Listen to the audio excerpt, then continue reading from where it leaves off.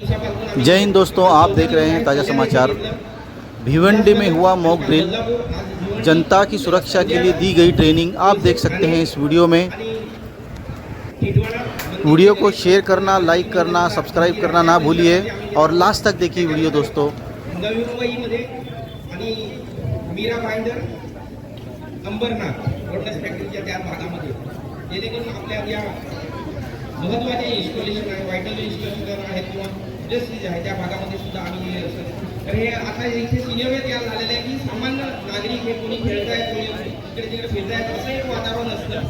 त्यामध्ये अचानक मग असं होतं की आपल्याला हवा आहे संदेश दिला जातो, जसं मी सांगितलं सायरन तो कमी जास्त आवाजामध्ये 2 मिनिटं वाजेल आणि त्यानुसार मग हे जे नागरिक आहेत सामान्य जो आहे धोक्याचा संदेश आपल्याला सायरन वाजून मिळालेला आहे तर लगेचच त्यांनी कशा पद्धतीने पोलिसांनी द्यायचं काही नागरिकांना माहिती नसतं तर ते कसेही पडतात इकडे तिकडे कसं इथे सिनेमा तयार केलेला आहे जे होमगार्ड आहेत त्यांनी पोलिसिंग घेतलेली आहे, व्हॉलंटियर्स आहेत त्यांनी सुद्धा पोलिसिंग घेतलेली आहे।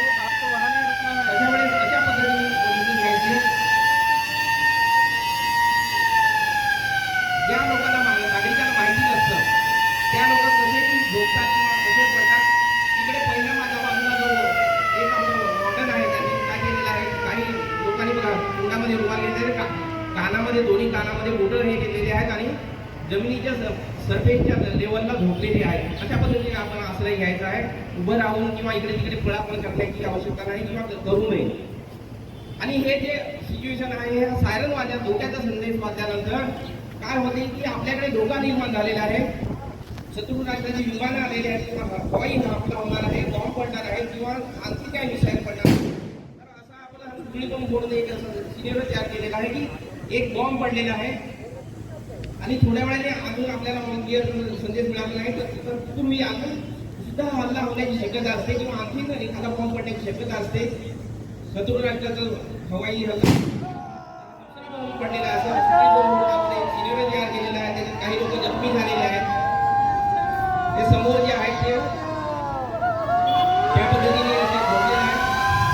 त्याच्यानंतर संशोधकांनी विमाने निघून गेली आता आपल्याला ऑन क्लिअर म्हणजे ग्रीन सिग्नल मिळाला आहे। पहिला जो प्रोजेक्ट असतो तो रेड सिग्नल असतो, तो रेड सिग्नलच्या धोक्याचा संदेश असतो, तो कमी जास्त आवाज त्याच पद्धतीने वाजत असतो 2 मिनिटं आणि त्याच्यानंतर ऑन क्लिअरचा सायरनचा वाजल्यानंतर ही शत्रू राष्ट्राची विमाने निघून गेलेली आहेत। त्याच्यानंतर आमचे जे वॉर्डर्स असतात किंवा ज्या स्थानिक लोकांमधून आम्ही प्रशिक्षित केलेले असतात ते त्या ठिकाणी उपस्थित असतात। ते कशा पद्धतीने पहिलं आमचे जे वॉर्डर्स असतात ते काय करणार, रेडी करणार किंवा सर्वे करणार की अशा पद्धतीने हे झालेले आहे। आपापल्या टीमचे जे आहेत ते लिडर्स जे आहेत त्यांनी त्यामध्ये रेडी करावी, पाहणी करावी की काय झालेलं आहे, तिकडे नागरिक काही जखमी झालेले आहेत, काही शिकायत आहेत किंवा हे मदतीची शिकायत आहेत, वाचवा असं ओढत आहेत, अशा पद्धतीचे हे करत असतात। त्यांना लवकरात लवकर रेकी करून ते काय करतात की डेपो एक असतो त्या ठिकाणी फर्स्ट एड पोस्ट म्हणजे डॉक्टर नर्सेस असतात, आणखी आमचे वॉर्डर्स असतात जी काही अशा वेळेस काही वेळेस बॉम्ब हे झालं की त्याच्यानंतर आगी सुद्धा लागतात तर ते तो सुद्धा आपण सिनेमा तयार करणार। परंतु ह्यांना पहिलं काय करायचं, जे जखमी झालेले आहेत त्यांच्यासाठी जे रेस्क्यू टीम्स असतात त्या कशा पद्धतीने वेगवेगळ्या जखमा झालेल्या आहेत किंवा काही त्याच्या दुखापती झालेल्या त्यानुसार रेस्क्यू टेक्निक्स जे आहेत आम्ही सामान्य नागरिकांना आमच्या डिपार्टमेंटकडून एक फ्री ऑफ कॉस्ट असं प्रशिक्षण देत असतो। 5 दिवसाचा आमचा बेसिक कोर्स आहे। सगळ्यांना आवाहन करेन की त्या सिव्हिल डिफेन्सचा आमचा कोर्स जो आहे मिनिमम तो ह्या घ्या। इकडे जो पहिल्या बाजूला दाखवलेला आहे हा समजा एक बेशुद्ध झालेला व्यक्ती आहे, खाली पडलेला आहे। त्यांना एक आमचे वॉर्डर्स जे आहे सिव्हिल डिफेन्सचे कशा पद्धतीने उचलत आहेत ते आम्ही तुम्हाला दाखवण्याचा प्रयत्न केलेला आहे। एक सीन तयार केलेला आहे तर त्यांनी हा जो बेशुद्ध झालेला व्यक्ती आहे त्याला उपचारासाठी पुढे न्यायचं आहे। इकडून असं राऊंड मारायचं आहे। त्यांनी फायरमन लिफ्ट केलेली आहे। त्याच्यानंतर काय केलेलं आहे की त्याच्या मागे असे जे वेगवेगळे रेस्क्यू टेक्निक्स आहेत हा पहिला जो केलेला आहे आणि फायरमन लिफ्ट केलेला आहे बेशुद्ध व्यक्तीला। त्याच्यानंतर ह्यांनी जे केलेलं आहे हे 2 हँड सीट केलेले आहे की त्याला चालायला प्रॉब्लेम आहे, त्याला उचलून न्यायची गरज आहे। ज्यावेळेस आपल्याकडे इक्विपमेंट असतात ह्या ज्या महिला आहेत हे सुद्धा आमचे वॉर्डर्स असतात, त्यांनी काय केलं की त्याच्या पोटावर जखम झालेली असेल तर मागे पुढे उचल केलेली आहे आणि एकाचा पाय फ्रॅक्चर झालेला आहे त्याला 3 हँड सीट केलेली आहे। आणि जे होमगार्डचे जवान आहेत त्यांनी काय केलं 2 हँड सीट आणि फायरमन लिफ्ट केलेली आहे। अशा पद्धतीने हे जे लहान मुलं असतात किंवा वजनाने हलका असतात त्यांना असं ग्रॅडल मेथड पद्धतीने, पाळणा पद्धतीच्या पद्धतीने त्यांना उचलून नेण्यात आलेलं आहे आणि त्या सुरक्षित ठिकाणी किंवा शेल्टरमध्ये नेण्यात आलेलं आहे आणि तिकडे नेल्यानंतर त्याला फर्स्ट एड केलं जाईल. इथे ह्या फायरमॅन जवानांनी सुद्धा 3 हँड सीट केलेली आहे, 4 हँड सीट केलेली आहे. तर ह्या महिला ज्या जवान आहेत त्यांनी सुद्धा इथे 3 हँड सीट केलेली आहे. अशा वेगवेगळ्या पद्धतीच्या रेस्क्यू टेक्निक्स ज्या आहेत त्या कशा पद्धतीने सामान्य नागरिक जे आपल्यामधून प्रशिक्षित झालेले असतात ते प्रथम प्रतिसादक म्हणून किंवा फर्स्ट रिस्पॉन्डर म्हणून कशा पद्धतीने काम करतात. तर ह्या जे जखमा झालेल्या हाताला त्यांना जखम झालेली आहे आणि त्यांनी बँडेज बांधलेलं आहे आणि त्यांना पुढे उपचारासाठी पाठवण्यात येत आहे. ते किंकाळत आहेत, ते रडत आहेत. त्याच्यानंतर या महिला जवान आहेत त्यांनी सुद्धा एक कॅज्युअलिटी आणलेली आहे. इकडे मागे पुढे उचल पद्धत, त्याच्यानंतर ती मानवी तुकडी आपण ज्याला म्हणतो ह्युमन थ्रेड मेथड जी आहे ती केलेली आहे. इकडे परत सिंपल स्लिंग साधी जोडी जे स्ट्रेचर असतं त्या स्ट्रेचरच्या पद्धतीने फायर ब्रिगेडला कॉल घेतो किंवा TDRF वर आगी लागलेल्या असतात काही वेळेस. आणि इकडे एक सिनियर आहे वर आपल्या माझ्या उजव्या बाजूला तिकडे सिनियर तयार केलेला आहे त्यासाठी. समोर पाणीच्या बाजूला मला काय त्याच्याबद्दल सुद्धा काम झालेलं आहे.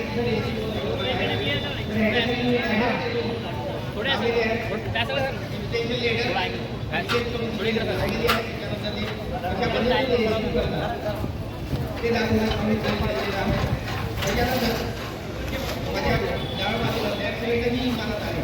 इकडे काही व्यक्ती आहेत. समोर जे माझ्या उजव्या बाजूला जे आहेत TDRF जवान आहेत ते TDRF जवान कशा पद्धतीने इमर्जन्सीच्या वेळेस ते आम्ही दाखवण्याचा प्रयत्न केलेला आहे की इमर्जन्सीच्या वेळेस किंवा धोक्याच्या वेळेस कशा पद्धतीने काम केलं पाहिजे. बाकी एजन्सी कशा येतील आणि कशा पद्धतीने काम करतील त्यांना काही रोल आणि त्यांना कामं वाटून दिलेली आहेत त्यानुसार त्यांनी ते कामं करायचे आहेत. ते TDRFचे जवान बघा ते फायरमॅन लिफ्ट त्यांनी केलेली आहे. लॅडरवरून ते घेऊन येत आहेत त्यांना जेणेकरून त्यांना चालता येत नाही. ते बेशुद्ध झाले आहेत आणि त्यांना ते फायरमॅन लिफ्टच्या द्वारे घेऊन येत आहेत.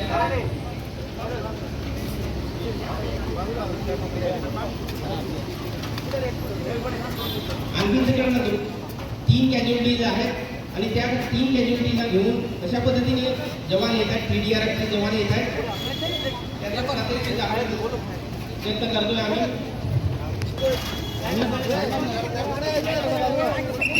जवान आणि फायर ब्रिगेडचे फायर डिपार्टमेंट आहे ते सुद्धा काम करत असतं आणि ते सुद्धा काम करतात जे आहे ते सुद्धा काम करतात आहे. जवान हे घेऊन जातात ॲम्ब्युलन्समध्ये त्यांना.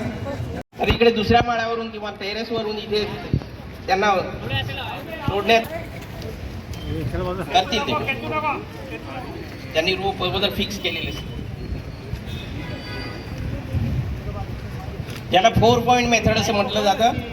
आणि दुसऱ्या एजन्सी इथे तयार आहेत मदतीसाठी की काही अपघात होऊ नये किंवा असं काही दुर्घटना होऊ नये. आणखीन त्याच्यासाठी दुसरे जे TDRF आहे फायर ब्रिगेड आहे ते सुद्धा तयार आहेत.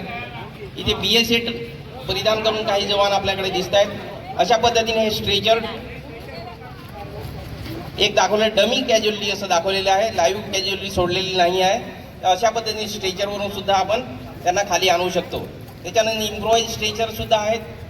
त्या इम्प्रोवाइज स्ट्रेचरचा वापर करून आपल्याकडे इमर्जन्सीच्या वेळेस काही त्यांना हॉस्पिटलमध्ये पाठवण्यात ॲम्ब्युलन्समध्ये घेऊन जात आहेत जवान. लवकरात लवकर त्यांना हॉस्पिटलाइज करून त्यांना ट्रीटमेंट मिळावी. सार्वजनिक होतात आणि ते आपलं आपलं काम करत असतात. सिव्हिल डिफेन्सचं काम सिव्हिल डिफेन्स करेल. TDRFचं काम नागरिक अडकलेले आहेत त्यांची लॅटरच्या सहाय्याने फायरमॅन डिपार्टमेंट कशा पद्धतीने काम करतो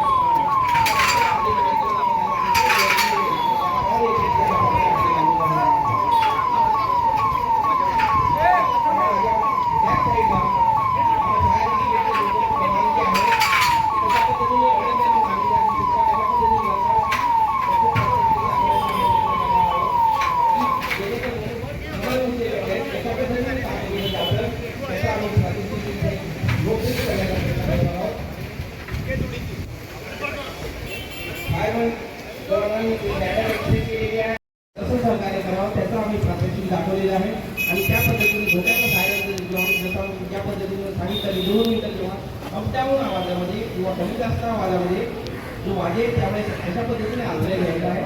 तर हे बघा बॅनरमध्ये फायरमॅन लिफ्टच्या सहाय्याने फायरमॅन जवान जे आहेत ते घेऊन येत आहेत आणि तिथलं जे बेसिक जो कॅज्युअलिटी असते किंवा मेडिकल झालेली व्यक्ती असते त्यांना कशा पद्धतीने पहिल्या माळ्यावर दुसऱ्या माळ्यावर किंवा आणखी मोठ्या टेक्निकल मॅटर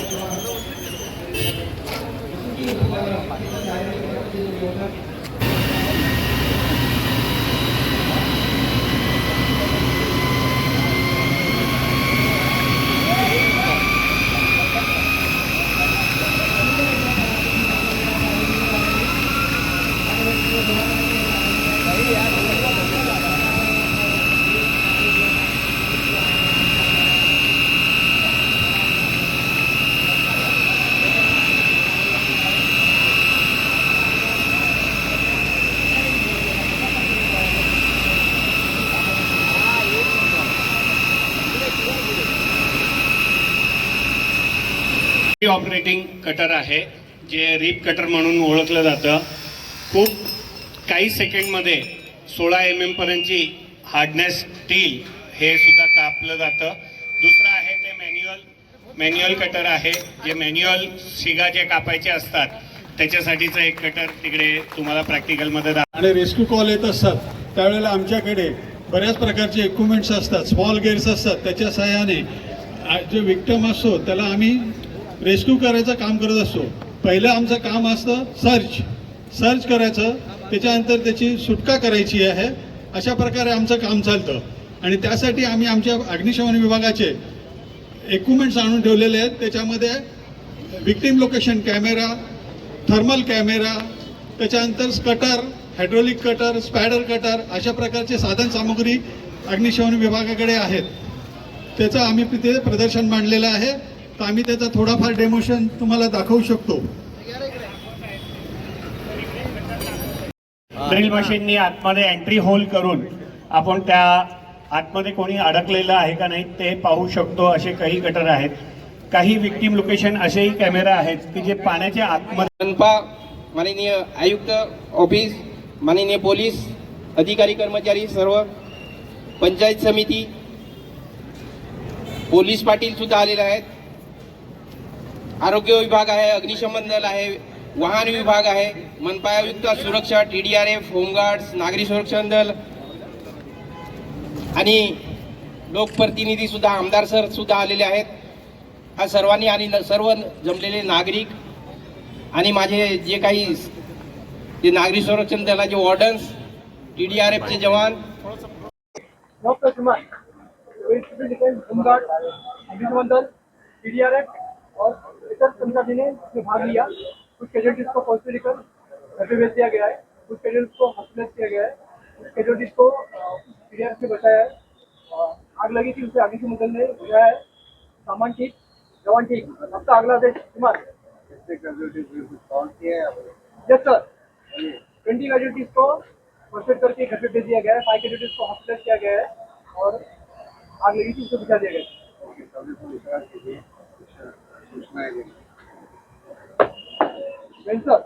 ICO होते त्यांनी रिपोर्टिंग केलेलं आहे. माननीय उपनियंत्रक श्री विजय जाधव सर. आणि त्याच्यानंतर अधिकारी, इतर सर्व वेगवेगळ्या विभागाचे अधिकारी, जवान आणि नागरिक हो. युद्धाच्या प्रसंगी जी काही मॉकड्रिल घ्यायची होती हवाई हमल्याच्या अनुषंगानं आणि इतर अनुषंगिक बाबीचं अत्यंत उत्तम प्रात्यक्षिक आपण बघितलेलं आहे. आपले जवान छातीचा कोट करून अतिशय धैर्याने सीमेवर लढत आहेत. शासकीय अधिकारी आणि इतर विभागातील सर्व कर्मचारी त्यांचे कर्तव्य बजावत आहेत. अशा वेळेला नागरिकांनी अतिशय धैर्याने पुढे जाणं आवश्यक आहे आणि आपण सर्व त्याला पुढे जात आहोत. पोलीस विभागाच्या वतीनं मी आपल्या सर्वांना एकच विनंती करेल की या प्रसंगी लष्कर जे कर्तव्य करत आहेत आणि त्यांच्या मदतीला बाकी इतर शासकीय यंत्रणा ज्या आपलं कर्तव्य बजावत आहेत त्याला आपला हातभार सामान्य जनतेने लावावा. या लष्करावर, देशावर आणि सगळ्या प्रशासनावर विश्वास ठेवावा. कुठल्याही अफवांना बळी पडू नये. विशेष करून आजकाल युद्ध फक्त सीमेवर लढलं जात नाही, ते माध्यमांवर मध्ये पण लढलं जातं आहे. तर चुकीचे समज, चुकीचे मेसेजेस जे येतात ते कुठली खात्री न करता इतरांना पाठवू नये, त्यातनं कुठलंही आपलं समाजाचं सौहार्द बिघडणार नाही याची काळजी घ्यायची आणि आपल्या देशाचा, आपल्या नागरिकांचा, आपल्या जवानांचा उत्साह वाढेल या पद्धतीने आपलं वर्तन ठेवावं. यात आपला विजय नक्कीच होईल. जय हिंद, जय महाराष्ट्र. वेळ आपले 50 वर्ष 100 वर्ष राहतील, पण आज आपल्याला कुठलं काम आहे याच्याकडे लक्ष द्यावं. आणि पत्रकार बंधूंना पण सांगतो, अशा काही गोष्टी असतील तर आपण पण त्याकडे दुर्लक्ष करावं. आपला एक ध्येय काय आहे तर सैनिकांच्या बद्दल आपल्याला हे आपल्या देशाबद्दल आहे त्याच्याकडे लक्ष द्या. कारण का या छोट्या गोष्टी कोणी काय केलं याच्याकडे आपण पण त्या गोष्टी असतील का त्याच्यामुळे एक आपल्या समाजात वाद निर्माण होईल. अशा गोष्टी आपण पण नका टाकू. कारण का त्यामुळे का आपल्याला प्रशासनाला हे म्हणजे हे हेडेक आहे आणि दुसरं हेडेक तुम्ही करून तुम्हाला दुसरीकडे लक्ष विभावण्याचा प्रयत्न करतील काही लोक पण असतील पण अशी. पण त्यामुळे आपण